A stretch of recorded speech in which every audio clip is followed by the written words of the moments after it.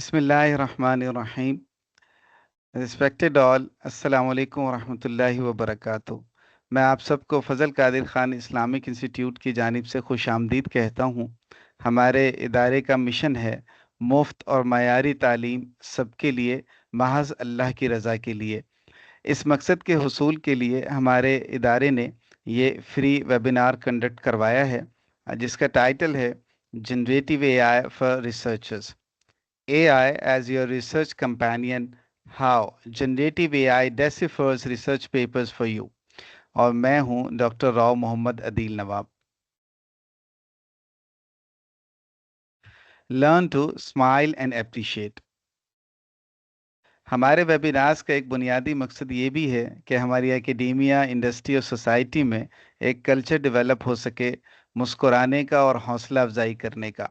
हुजूर सल्लल्लाहु अलैहि वसल्लम ने फरमाया, जिसका मफहूम है अपने भाई के सामने तुम्हारा मुस्कुराना तुम्हारे लिए सदका है। जंगल में एक चूहा अपने लैपटॉप पर काम कर रहा था। थोड़ी देर में खरगोश आया और उसने पूछा, चूहे मियाँ क्या हो रहा है?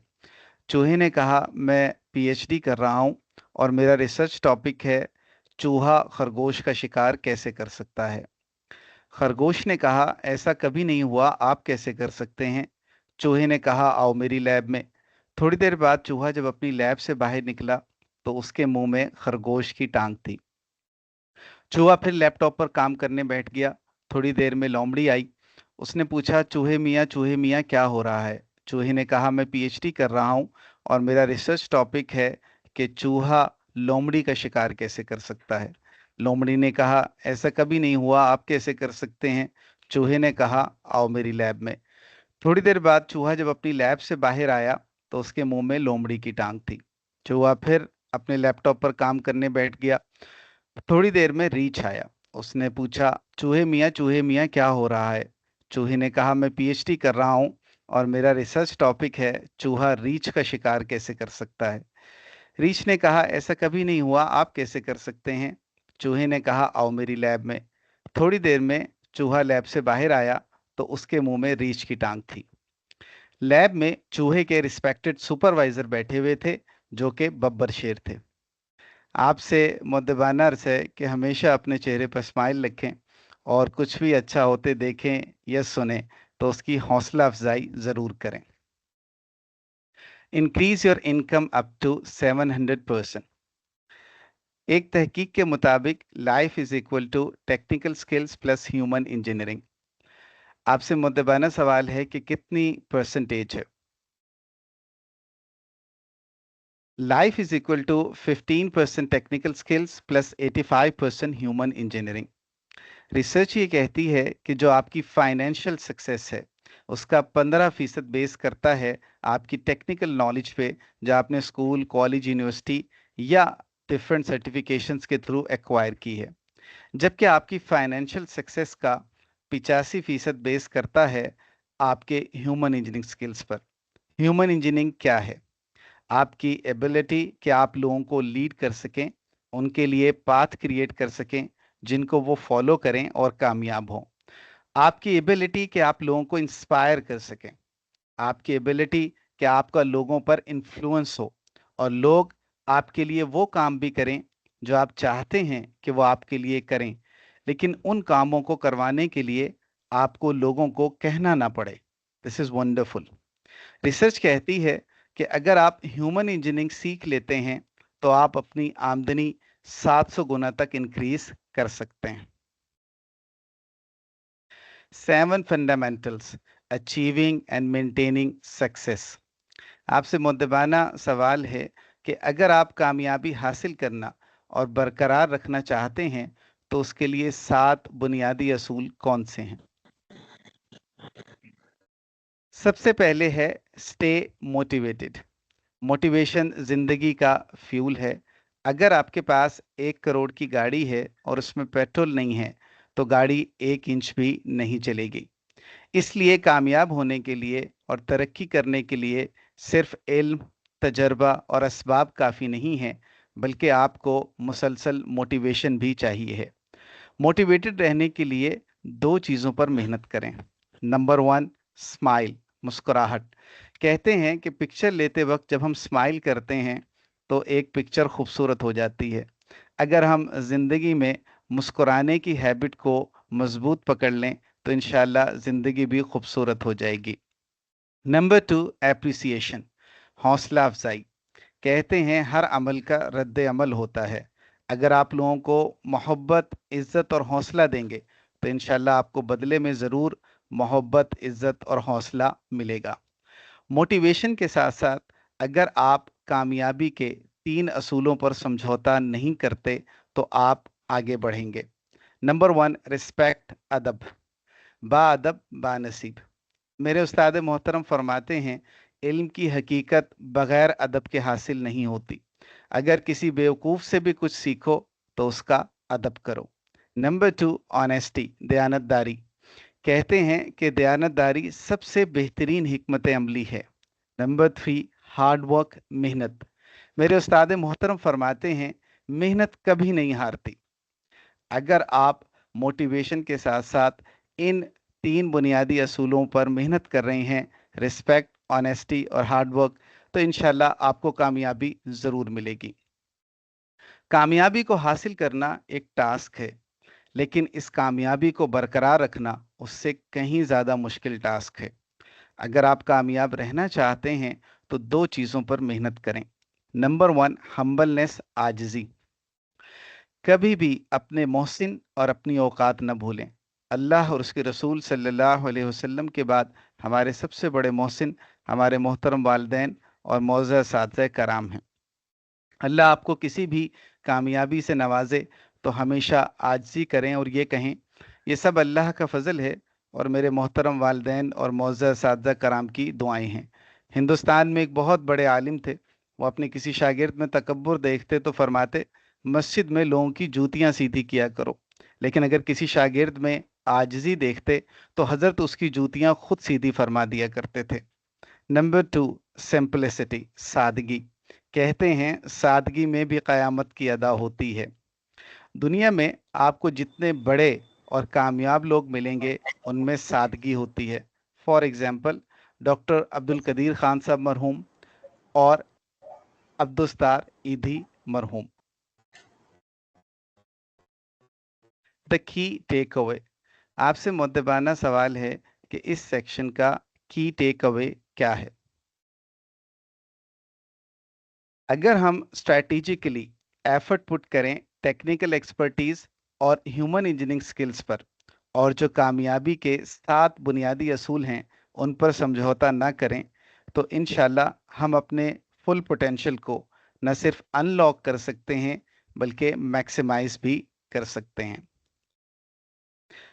Let's proceed to the webinar outline.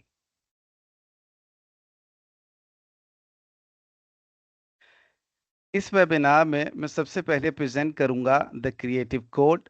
उसके बाद हम डिस्कस करेंगे understanding concepts related to a research topic and finally I will present understanding content of a research paper using generative AI. Let's proceed to the first part of the webinar, the creative code. Traditional AI versus generative AI.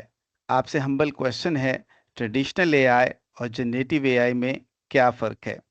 मेरे respected supervisor doctor mark Stevenson फरमाते हैं अगर आप किसी concept को एक sentence में summarise नहीं कर सकते तो वो कॉन्सेप्ट अभी आपको भी क्लियर नहीं है।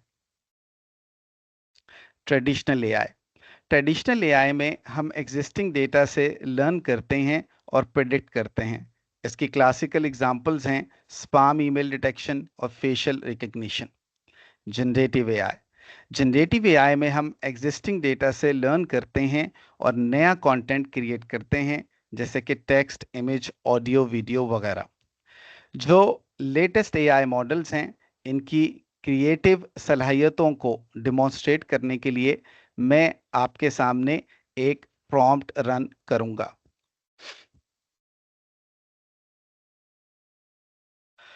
ये जो प्रॉम्प्ट मैं आपके सामने रन करूंगा इसमें जो इनपुट है हमारे पास उसमें एक इमेज है जिसका नाम results.jpg है।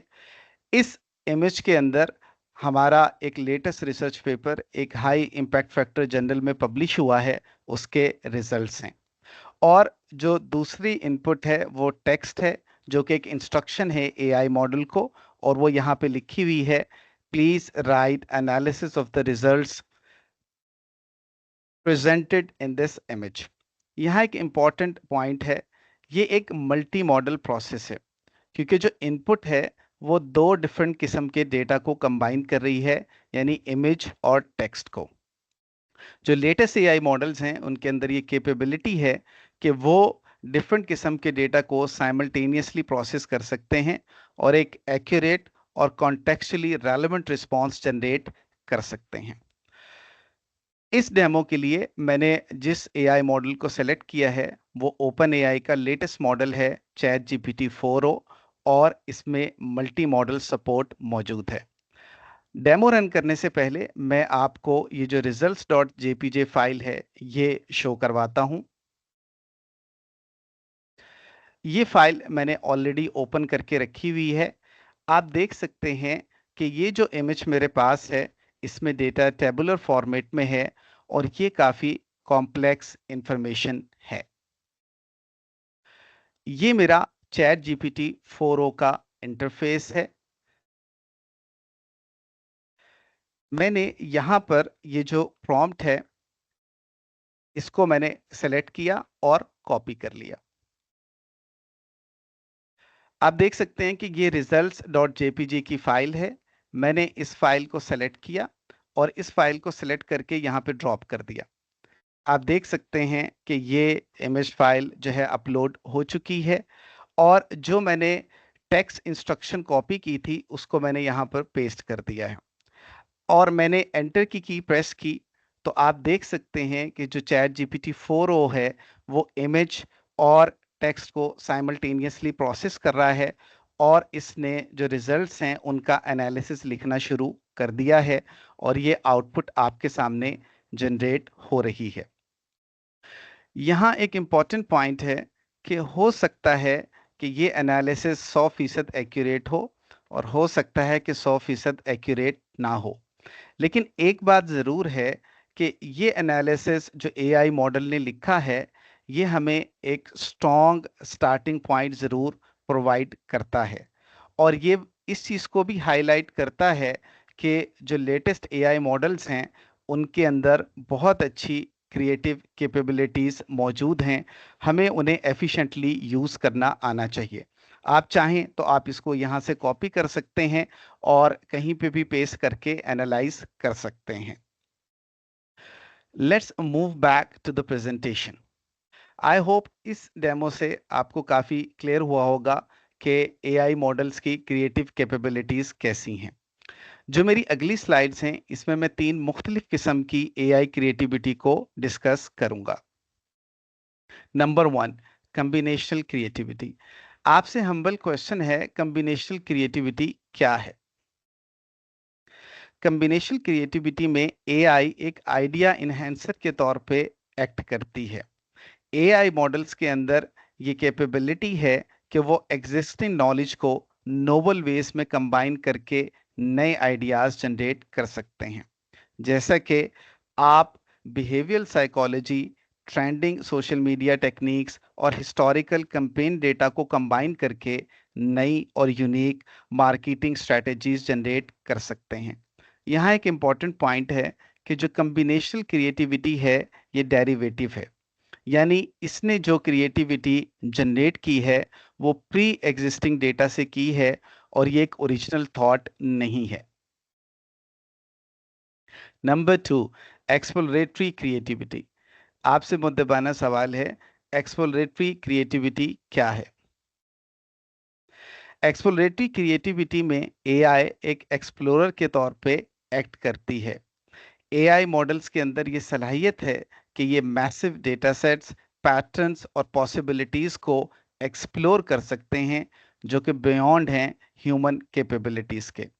फॉर एग्जांपल, ड्रग डिस्कवरी में हम एआई की मदद से बिलियंस ऑफ केमिकल कंपाउंड्स को एनालाइज कर सकते हैं और नई मेडिसिन्स प्रपोज कर सकते हैं।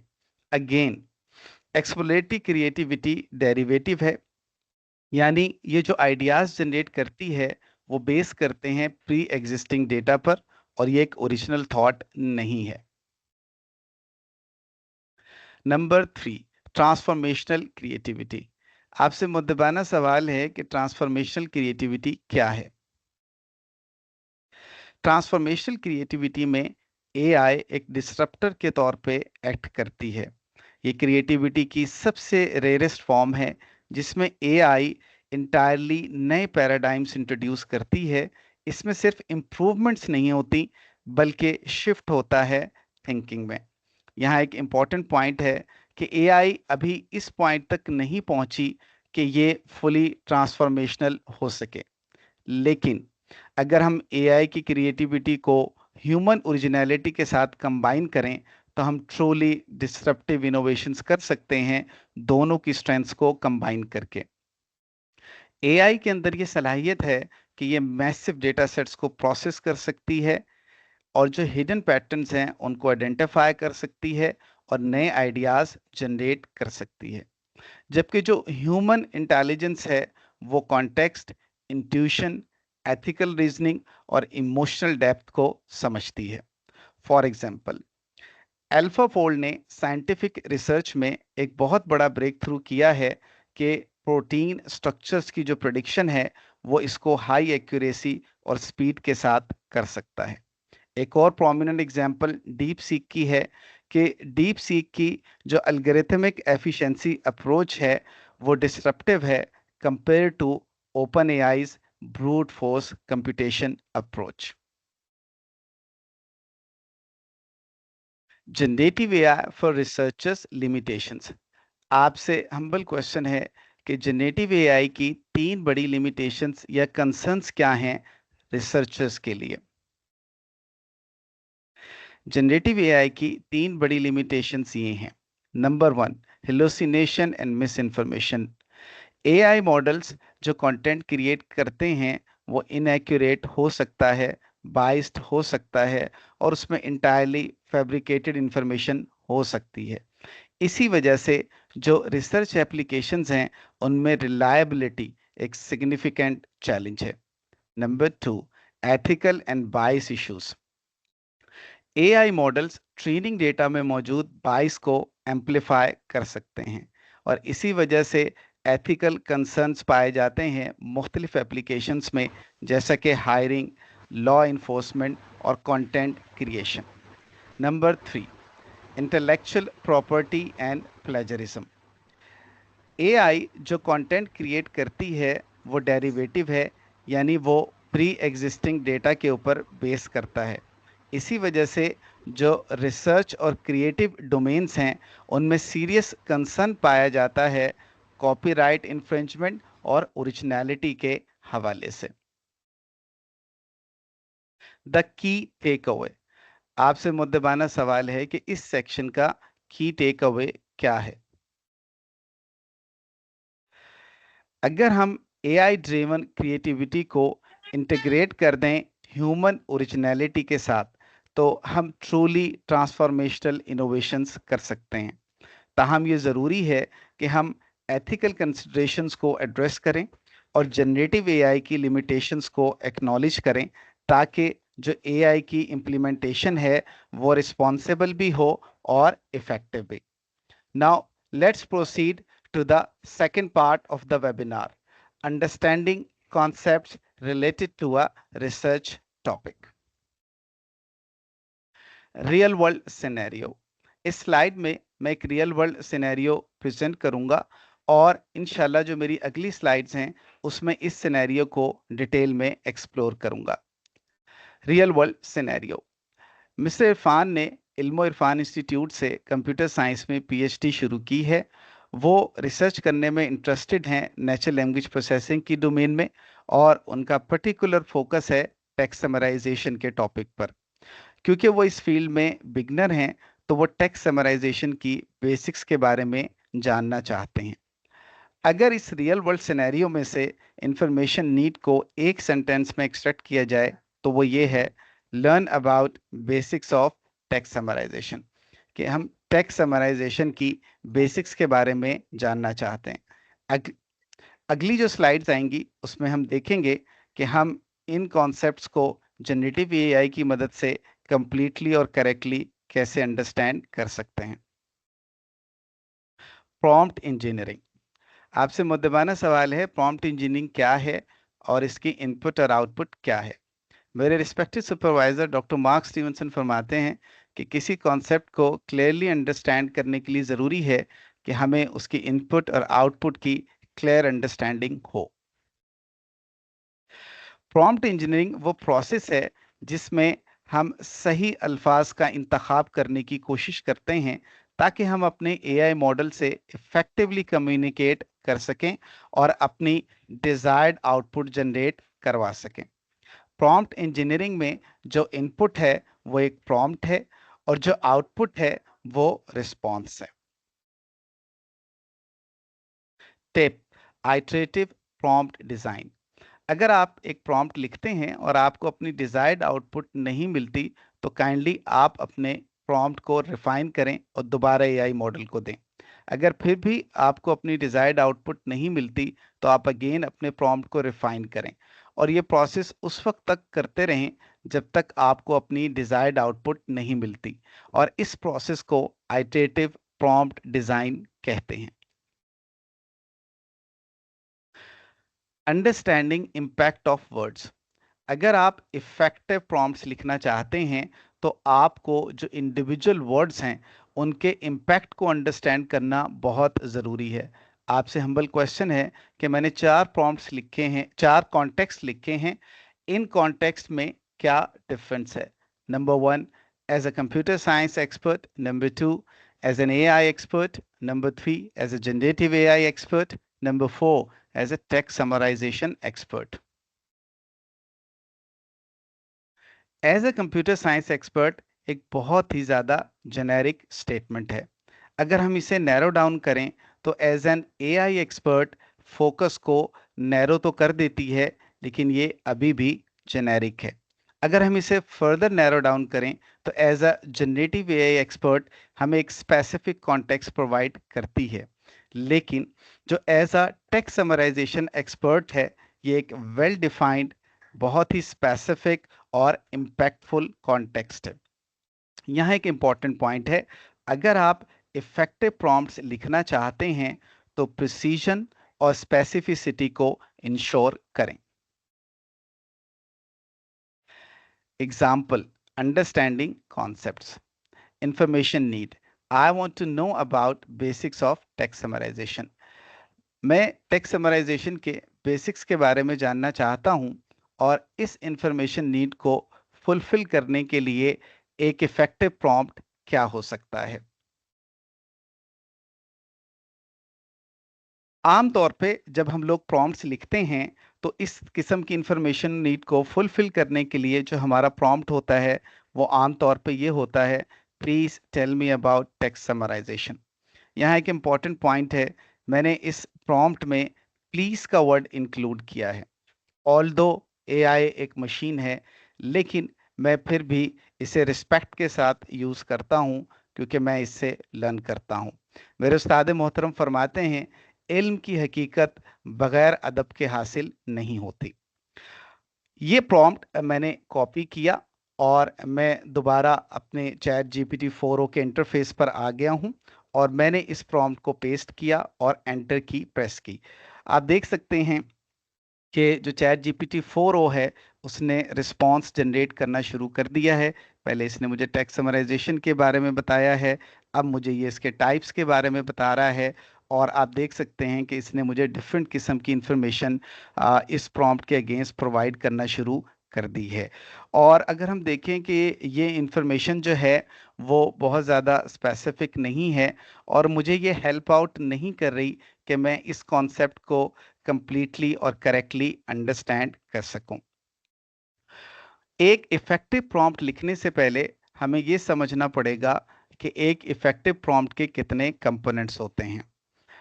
एक इफेक्टिव प्रॉम्प्ट के 4 कंपोनेंट्स होते हैं और इस इंफॉर्मेशन नीड के मुताबिक वो ये होंगे। Number 1, task definition. मैं टेक्स्ट समराइजेशन के कॉन्सेप्ट को कंप्लीटली और करेक्टली समझना चाहता हूँ। Number 2, context. as a text summarization expert. Number 3, input. Instruction 1. Please tell me following points about text summarization.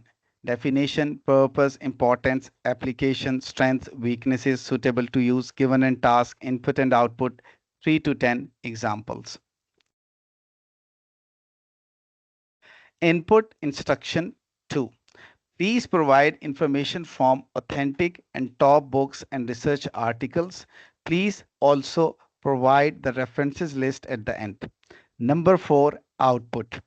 A brief, structured, and easy to understand explanation of text summarization. अगर मैं एक effective prompt के चारों components को text, task definition, context, input और output को combine करूं तो एक पॉसिबल इफेक्टिव प्रॉम्प्ट ये हो सकता है. Prompt. As a text summarization expert, please tell me following points about text summarization. Definition, purpose, importance, application, strengths, weaknesses, suitable to use, given in task, input and output, 3 to 10 examples. Please provide information from authentic and top books and research articles. Please also provide the references list at the end. यहाँ पे एक humble request है कि आप अपने जो prompts हैं उनकी प्रॉपर फॉर्मेटिंग करें. इससे आपकी जो रीडेबिलिटी और अंडरस्टैंडेबिलिटी है प्रॉम्प्ट्स की वो इंक्रीज होगी. स्पेस इशू की वजह से मैं स्लाइड्स में इसको प्रॉपरली फॉर्मेट नहीं कर पाया, लेकिन मैंने यहाँ नोटपैड की फाइल पे इसको लिखा हुआ है और आप देख सकते हैं कि मैंने इसको प्रॉपरली फॉर्मेट किया हुआ है.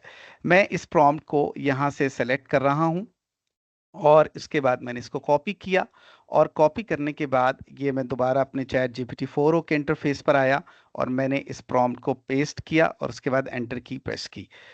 आप देखें कि जो चैट जीपीटी 4o है उसने रिस्पांस जनरेट करना शुरू कर दिया है, लेकिन इस बार ये रिस्पांस पिछले रिस्पांस से डिफरेंट है.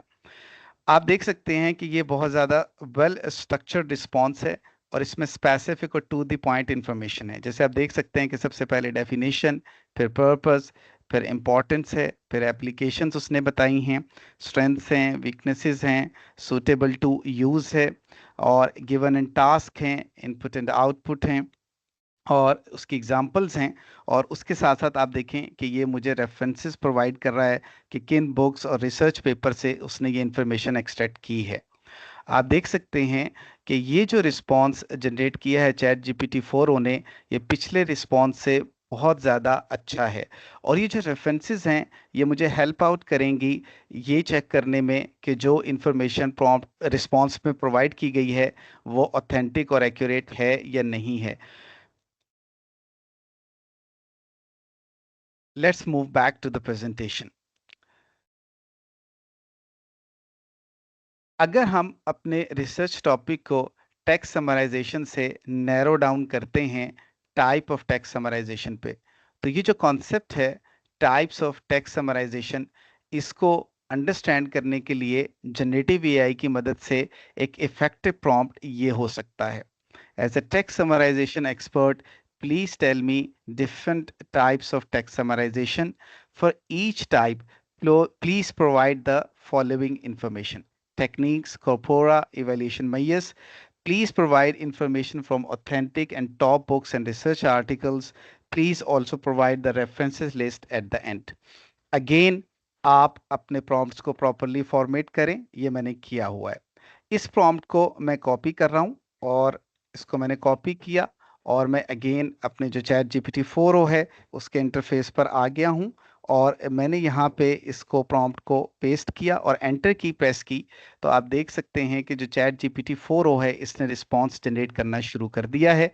अगेन ये जो रिस्पांस है ये बहुत वेल स्ट्रक्चर्ड है, स्पेसिफिक है और टू द पॉइंट है. आप देख सकते हैं कि इसने स्टार्ट ही टाइप्स ऑफ टेक्स्ट समराइजेशन से लिया है और ये वन बाय वन मुझे इनके बारे में बता रहा है कि टेक्निक्स क्या हैं, कॉर्पोरा कौन कौन से हैं, इवैल्यूएशन बायस कौन कौन से हैं. और आप देख सकते हैं कि इस रिस्पांस को अंडरस्टैंड करना बहुत ज़्यादा आसान है.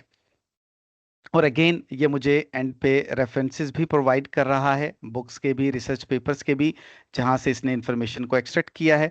आप इसको कॉपी कर सकते हैं यहाँ से और पेस्ट करके एनालाइज कर सकते हैं। यहाँ एक बहुत ही इम्पॉर्टेंट पॉइंट है। अभी मैंने दो प्रॉम्प्ट्स रन किए और अपने रिसर्च टॉपिक को नैरो डाउन किया, टेक्स्ट समराइजेशन से टाइप्स ऑफ टेक्स्ट समराइजेशन तक, और इसी तरह मैं सिमिलर प्रॉम्प्ट्स लिखकर अपने जो रिसर्च फोकस है उसको नैरो डाउन कर सकता हूं और एक वेल डिफाइंड और इम्पैक्टफुल रिसर्च प्रॉब्लम को आइडेंटिफाई कर सकता हूं। जनरलाइजिंग प्रॉम्प्ट्स, आपसे मुद्दबाना सवाल है कि प्रॉम्प्ट्स को जनरलाइज करने का क्या मतलब है। यहाँ पर जो मैंने पहला स्ट्रक्चर्ड प्रॉम्प्ट रन किया था उसको मैंने जनरलाइज करने की कोशिश की है, और एक जनरलाइज प्रॉम्प्ट ये हो सकता है: as a domain expert, please tell me following points about concept, attribute 1, attribute 2, attribute 3 up to attribute n. Please provide information from authentic and top books and research articles. Please also provide the references list at the end. Prompts को generalise करने का ये फ़ायदा है कि आप थोड़ी सी minor change करके जो प्री टेस्टेड एक्यूरेट प्रॉम्प्ट्स हैं उनसे बहुत जल्दी अपनी डिज़ायर्ड आउटपुट अचीव कर सकते हैं। एनालिसिस, एनालिसिस 1, अगर हम इनपुट को एट्रीब्यूट वैल्यू पेयर फॉर्म में ब्रेक कर दें तो हम ज़्यादा स्ट्रक्चर्ड, सिंपल, फास्ट और एक्यूरेट प्रॉम्प्ट्स लिख सकते हैं। एनालिसिस 2, हम एट्रीब्यूट्स को ऐड और सब्ट्रैक्ट कर सकते हैं अपनी इंफॉर्मेशन नीड के मुताबिक। एनालिसिस 3, जो रेफरेंसेस लिस्ट एआई मॉडल ने हमें रिस्पॉन्स के एंड पर जनरेट करके दी है उससे हम फैक्ट्स को डबल चेक कर सकते हैं और जो जनरेटेड टेक्स्ट है उसकी ऑथेंटिसिटी को इंश्योर कर सकते हैं। Base paper, mister Irfan generative AI की मदद से अपने रिसर्च टॉपिक को नैरो डाउन करते चले गए और जो रिसर्च प्रॉब्लम उन्होंने आइडेंटिफाई किया वो ये है: उर्दू एब्स्ट्रैक्टिव टेक्स्ट समराइजेशन। और इसके लिए उन्होंने अपने रिस्पेक्टेड सुपरवाइजर से मीटिंग की और एक बेस पेपर को फाइनलाइज किया। ये जो बेस पेपर है इसकी साइटेशन आपके सामने है, ये ओपन सोर्स है और इंटरनेट पर फ्रीली अवेलेबल है, आप इसको डाउनलोड कर सकते हैं और अगली स्लाइड्स में जो मैं प्रॉम्प्ट्स रन करूंगा उन्हें रन करके चेक कर सकते हैं। जो अगली स्लाइड्स हैं उसमें मैं आपके सामने ये प्रेजेंट करूंगा कि मिस्टर इरफान ने जनरेटिव एआई की मदद से इस कॉम्प्लेक्स रिसर्च आर्टिकल को कैसे कंप्लीटली और करेक्टली अंडरस्टैंड किया। द की टेक अवे, आपसे मुद्दबाना सवाल है कि इस सेक्शन का की टेक अवे क्या है। अगर हम इफेक्टिव प्रॉम्प्ट्स लिखना चाहते हैं जिससे हमें अपनी डिज़ायर्ड आउटपुट जल्दी अचीव हो जाए तो उसके लिए जो वर्ड्स की सिलेक्शन है वो बहुत ज़्यादा क्रूशल है। और एक वेल स्ट्रक्चर प्रॉम्प्ट में 5 एलिमेंट्स ज़रूर होने चाहिए। Number 1 respect, number 2 task definition, number 3 context, number 4 input और number 5 output. Let's proceed to the third and final part of the webinar: understanding content of a research paper using generative AI. Understanding abstract explicit attributes. जो base paper इस example में हम use कर रहे हैं उसके abstract को understand करने के लिए एक पॉसिबल इफेक्टिव प्रॉम्प्ट ये हो सकता है। Prompt: as a text summarization expert, please consider the abstract given below and answer the questions. Abstract: copy abstract here. Questions: please extract the following points from the given abstract. Please extract each point in a single sentence. Research problem: importance of research problem, applications of research problem, summary of literature review, research gap, proposed solution, explanation of proposed solution. यहाँ दो important points हैं। Number 1, मैंने इस prompt में explicitly 7 attributes mention किए हैं जो किसी भी हाई क्वालिटी एब्स्ट्रैक्ट में होना ज़रूरी है। नंबर 2, मैंने जो एआई मॉडल है उसको एक्सप्लिसिट इंस्ट्रक्शन दी है कि उसने एब्स्ट्रैक्ट में से हर पॉइंट के लिए जो इंफॉर्मेशन एक्सट्रैक्ट करनी है वो एक सिंगल सेंटेंस में होनी चाहिए। अगेन आपसे हम्बल रिक्वेस्ट है कि अपने प्रॉम्प्ट्स को प्रॉपरली फॉर्मेट करें, जैसे कि ये मैंने किया हुआ है। आप देख सकते हैं कि यहाँ पे मैंने जो एब्स्ट्रैक्ट है वो बेस पेपर में से कॉपी करके यहाँ पर पेस्ट कर दिया है। ये वो क्वेश्चंस हैं जो अभी मैंने आपके सामने रीड आउट किए थे, और ये वो 7 एट्रीब्यूट्स हैं। मैंने इस प्रॉम्प्ट को कॉपी किया और ये मैं चैट जीपीटी 4 पर आ गया हूँ इंटरफेस पर, और ये प्रॉम्प्ट मैंने यहाँ पे पेस्ट किया और एंटर की प्रेस की। आप देख सकते हैं कि जो चैट जीपीटी 4o है उसने रिस्पॉन्स जनरेट करना शुरू कर दिया है। अगर हम यहीं पर इस रिस्पॉन्स को एनालाइज करें तो आप देख सकते हैं कि एआई मॉडल ने जो पहला एट्रीब्यूट है रिसर्च प्रॉब्लम, उसको एक सेंटेंस के अंदर एक्सट्रैक्ट किया है एब्स्ट्रैक्ट में से, और एक्यूरेटली एक्सट्रैक्ट किया है। इसी तरह से जो बाकी हैं इम्पोर्टेंस, मैं इसको कॉपी ही कर लेता हूँ, तो आई होप कि हम ज़्यादा बेहतर तौर पे इसको एनालाइज कर पाएंगे यहाँ पे। और मैं यहाँ पे कॉपी करके पेस्ट करूँ।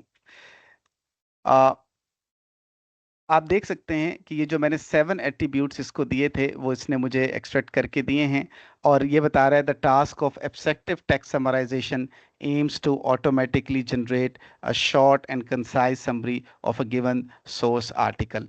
एक सेंटेंस में इसने to the point research problem को आइडेंटिफाई किया है, उसकी इंपॉर्टेंस को भी एक सेंटेंस में इसने एक्सट्रैक्ट कर लिया है एब्स्ट्रैक्ट में से, एप्लीकेशंस भी, और यहाँ एप्लीकेशंस में इंटरेस्टिंगली इसने कुछ इन्फॉर्मेशन खुद से भी ऐड कर दी है मोस्ट प्रॉब्ली। सबसे ज़्यादा मुश्किल होता है कि सारे लिटरेचर व्यू को, जो कि हो सकता है 50 60 70 80 रिसर्च पेपर्स पर मुश्तमिल हो, उसको एक सेंटेंस में समराइज करना। और आप देख सकते हैं कि इस एब्स्ट्रैक्ट में से इसने एक्यूरेटली जो समरी ऑफ लिटरेचर रिव्यू है उसको एक्सट्रैक्ट कर लिया है, और जो रिसर्च गैप है उसको भी इसने बिल्कुल एक्यूरेटली रिसर्च पेपर में से आइडेंटिफाई कर लिया है। और यहाँ पे जो प्रपोज सोल्यूशन है वो भी इसने बिल्कुल एक्यूरेटली जो है वो इसमें से एक्सट्रैक्ट किया है एब्स्ट्रैक्ट में से, और जो एक्सप्लेनेशन ऑफ प्रपोज सोल्यूशन है वो भी एक्यूरेट है। मैं इसे पहले भी एनालाइज कर चुका हूँ, और आप खुद भी इसे एनालाइज करके देख सकते हैं। आई होप कि इस प्रॉम्प्ट से आपको काफ़ी क्लैरिटी आई होगी कि जो एआई मॉडल्स हैं उनकी जो कैपेबिलिटीज़ हैं वो बहुत ज़्यादा इम्प्रूव हो चुकी हैं। Understanding abstract no explicit attributes, एक डिफरेंट अप्रोच मैंने यहाँ पे ट्राई की है एक एब्स्ट्रैक्ट को अंडरस्टैंड करने के लिए, और इसमें मैं कोई भी एक्सप्लिसिट एट्रीब्यूट्स अपने प्रॉम्प्ट में मेंशन नहीं कर रहा। एक पॉसिबल इफेक्टिव प्रॉम्प्ट ये हो सकता है, prompt as a text summarisation expert please consider the abstract given below and answer the questions. Abstract, copy abstract here. Questions. Number one, please extract important information from the given abstract in the form of attribute value pair so that I can completely and correctly understand it. आप देख सकते हैं कि इस prompt में मैंने explicitly कोई भी एट्रीब्यूट मेंशन नहीं किया। ये मैं प्रॉम्प्ट को कॉपी कर रहा हूँ, लेकिन एक पॉइंट यहाँ पे इंपॉर्टेंट है कि मैंने एआई मॉडल को ये इंस्ट्रक्शन दी है कि उसने जो इन्फॉर्मेशन एक्सट्रैक्ट करनी है वो एट्रीब्यूट वैल्यू पेयर फॉर्म में करनी है। मैंने प्रॉम्प्ट कॉपी कर लिया है, और इस प्रॉम्प्ट को अब मैं यहाँ पे रन करने लगा हूँ। ये मैंने प्रॉम्प्ट को पेस्ट किया, एंटर की प्रेस की, और आप देख सकते हैं कि चैट जीपीटी 4o ने रिस्पॉन्स जनरेट करना शुरू कर दिया है। आप देख सकते हैं कि ये जो रिस्पॉन्स इसने जनरेट किया है ये डिफरेंट है मेरे पिछले प्रॉम्प्ट से, क्योंकि उसमें मैंने उसे एक्सप्लिसिटली 7 एट्रीब्यूट्स पे फोकस करने को कहा था, और यहाँ मैंने उसको लिबर्टी दी है कि जो भी इंपॉर्टेंट इंफॉर्मेशन है उसे एट्रीब्यूट वैल्यू पेयर फॉर्म में एक्सट्रैक्ट कर लें। अगर हम यहाँ पे इस रिस्पॉन्स को कॉपी पेस्ट करें और हम इसको कॉपी पेस्ट करके एनालाइज करें तो ये टैबुलर फॉर्मेट में हमारे पास इंफॉर्मेशन मौजूद है। और आप देख सकते हैं कि ये इंफॉर्मेशन मैंने इसको काफ़ी स्मॉल कर दिया है। ये टैबुलर फॉर्मेट में इसने हमें एक्सट्रैक्ट करके दे दी है in the form of attribute value pair. तो हम देख सकते हैं कि ये इंफॉर्मेशन जो इसने हमें एक्सट्रैक्ट करके दी है एट्रीब्यूट वैल्यू पेयर फॉर्म में, वो काफ़ी यूज़फुल है। जैसे आप देख सकते हैं कि लिटरेचर रिव्यू समरी है, रिसर्च गैप है, पोस्ट सोल्यूशन, और जो बाकी हैं वो भी इसने हमें दिए हैं। एक्सपेरिमेंटल इवैल्यूएशन इसने हमें दी है, और इसी तरह से बेस्ट परफॉर्मिंग मॉडल दिया है। तो बहुत सारे एट्रीब्यूट्स हैं और उनकी वैल्यूज़ हैं। आई होप कि आप इसे खुद से एनालाइज कर लेंगे फर्दर डिटेल में। यहाँ एक इम्पॉर्टेंट टिप है कि आप अपने रिसर्च पेपर को एक माइक्रोसॉफ्ट एक्सेल की फाइल में सेव कर सकते हैं in the form of attribute value pair, ये जो आपने जनरेटिव एआई मॉडल से एक्सट्रैक्ट किए हैं। इससे क्या फ़ायदा होगा कि जो आपका सारा का सारा लिटरेचर रिव्यू है वो एक सिंगल फाइल में आ जाएगा, और आपको फ्यूचर में रिसर्च आर्टिकल्स को रेफरेंस करना और एनालाइज करना आसान हो जाएगा। यहाँ पर एक इम्पॉर्टेंट पॉइंट है कि मैंने 2 प्रॉम्प्ट्स रन किए, और जो एब्स्ट्रैक्ट का सेक्शन है उसको कम्प्लीटली और करेक्टली अंडरस्टैंड करने की कोशिश की। और आप देख सकते हैं कि जो लेटेस्ट एआई मॉडल है चैट जीपीटी 4o, उसने मुझे एक्यूरेट रिस्पॉन्सेज रिटर्न किए हैं। आप इसी तरह के सिमिलर प्रॉम्प्ट्स लिखकर दूसरे सेक्शंस को भी अंडरस्टैंड कर सकते हैं, जैसा कि conclusion. Introduction section, understanding outline and underline message. अगर हम एक्सटेंसिव सेक्शंस की बात करें जैसे कि इंट्रोडक्शन, तो एक बिगिनर लेवल के रिसर्चर के लिए, या इवन एक जो एक्सपर्ट भी हो और उसे इतनी ज़्यादा डोमेन नॉलेज ना हो, उसको कम्प्लीटली और करेक्टली अंडरस्टैंड करना एक काफ़ी चैलेंजिंग टास्क होता है। और जनरेटिव एआई हमें हेल्प कर सकती है कि हम क्विकली और एक स्ट्रक्चर्ड फॉर्मेट में इन सेक्शंस को अंडरस्टैंड कर सकते हैं। एक पॉसिबल इफेक्टिव प्रॉम्प्ट ये हो सकता है। Prompt: as a text summarisation expert, please consider the following 2 paragraphs of text from introduction section of a journal research article. Please do the following task. Number 1, summarize each paragraph in a single sentence. Number 2, extract important information from each paragraph in the form of attribute value pair. Number 3, write down underlining message of author in each paragraph. Paragraph 1, copy text here. Paragraph 2, copy text here. यहाँ एक important point है कि अगर हम इस prompt को run करते हैं तो हमें 3 यूज़फुल इंफॉर्मेशन मिलेंगी। नंबर 1, हमें इस इंट्रोडक्शन जो सेक्शन है इसकी पूरी आउटलाइन समझ में आ जाएगी। नंबर 2, हमें ये पता चलेगा कि हमें हर पैराग्राफ में कौन सी स्पेसिफिक इंफॉर्मेशन इंक्लूड करनी है। और नंबर 3, हमारे जो एकेडमिक राइटिंग स्किल्स हैं वो इम्प्रूव होंगे, और हम एक स्ट्रक्चर्ड और हाई क्वालिटी रिसर्च पेपर लिख सकेंगे। ये प्रॉम्प्ट मैंने पहले से लिख के रखा हुआ है, आप देख सकते हैं। और यहाँ पे जो बेस पेपर है उसमें जो पैराग्राफ 1 का टेक्स्ट है वो भी मैंने कॉपी कर दिया है, और जो पैराग्राफ 2 है उसका टेक्स्ट भी मैंने कॉपी कर दिया है। मैंने इस प्रॉम्प्ट को कॉपी किया, और इस प्रॉम्प्ट को कॉपी करने के बाद मैंने यहाँ पे चैट जीपीटी 4o पे इसको पेस्ट किया, और मैंने एंटर की प्रेस की। आप देख सकते हैं कि इसने मुझे रिस्पॉन्स जनरेट करके देना शुरू कर दिया है।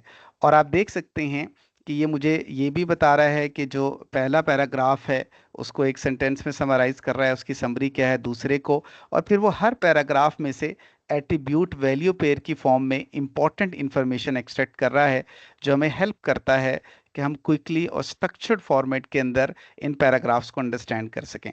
उसके बाद वो मुझे ये भी बता रहा है कि ये जो ऑथर ने पैराग्राफ्स लिखे हैं उसमें वो कौन सा मैसेज अपने रीडर को देना चाहता है।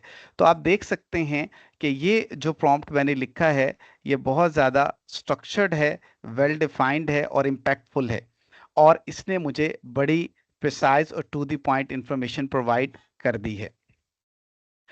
यहाँ पर एक इम्पॉर्टेंट पॉइंट है कि आप इसी तरह के सिमिलर प्रॉम्प्ट्स लिखकर जो इंट्रोडक्शन सेक्शन के बाकी पैराग्राफ्स हैं आप उनको अंडरस्टैंड कर सकते हैं। इसके साथ साथ जो रिसर्च पेपर के बाकी सेक्शंस हैं उनको भी आप इसी तरह के प्रॉम्प्ट्स लिखकर कंप्लीटली और करेक्टली अंडरस्टैंड कर सकते हैं। द की टेक अवे, आपसे मुद्दबाना सवाल है कि इस सेक्शन का की टेक अवे क्या है।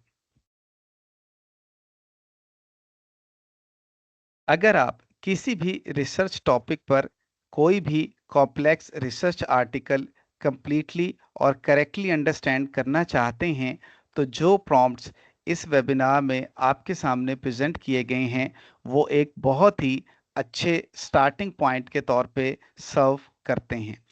आप इस स्ट्रक्चर्ड अप्रोच को यूज करते हुए न सिर्फ अपने रिसर्च प्रोसेस को स्ट्रीमलाइन कर सकते हैं बल्कि आप अपनी एकेडमिक राइटिंग को भी इन्हांस कर सकते हैं।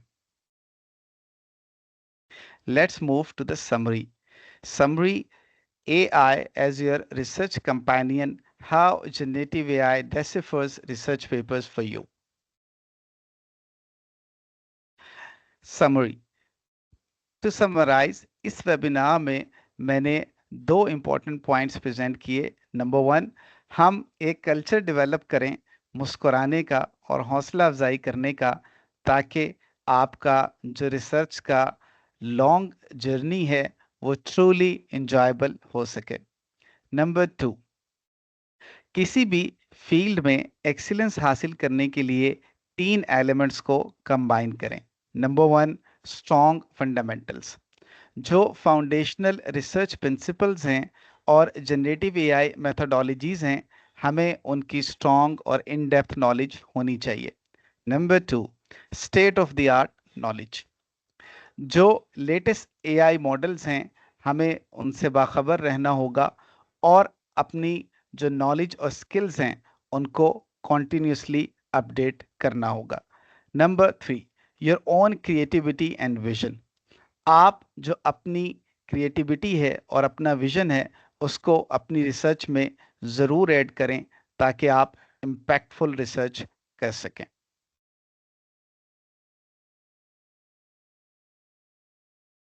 Any question? आपका कोई क्वेश्चन हो तो वो काइंडली आप मुझसे पूछ सकते हैं। एंड पे सर ये आपसे एक कुछ हम्बल रिक्वेस्ट है कि सॉरी आप हमारे फजल कादिर खान इस्लामिक इंस्टीट्यूट के यूट्यूब चैनल को सब्सक्राइब करें और फेसबुक पेज को लाइक करें। अगर आपकी कोई क्यूरी हो तो आप हमारे इदारे के व्हाट्सएप नंबर या ईमेल के ऊपर हमें कांटेक्ट कर सकते हैं। फाइनली एक मुद्दबाना अर्ज़ है कि हमारे इदारे के बानी और उनके मरहूम वालिदैन को अपनी दुआओं में ज़रूर याद रखें। आपका बहुत बहुत शुक्रिया। जज़ाकुमुल्लाह खैर।